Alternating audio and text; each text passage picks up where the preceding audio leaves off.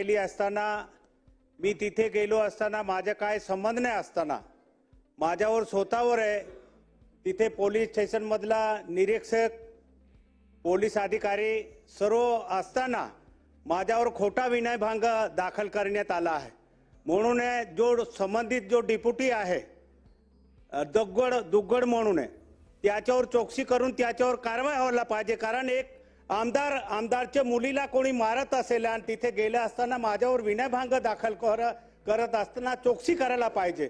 Police स्टेशनचे अधिकारी असताना माझ्यावर खोटा गुन्हा दाखल केला आहे आणि माझ्या इज्जतचा पंचनामा केला आहे, असं अधिकारीवर ताबडतोब चौकशी करून त्याच्यावर कारवाई व्हायला पाहिजे, असं माझे मागणी आहे मुख्यमंत्री साहेब।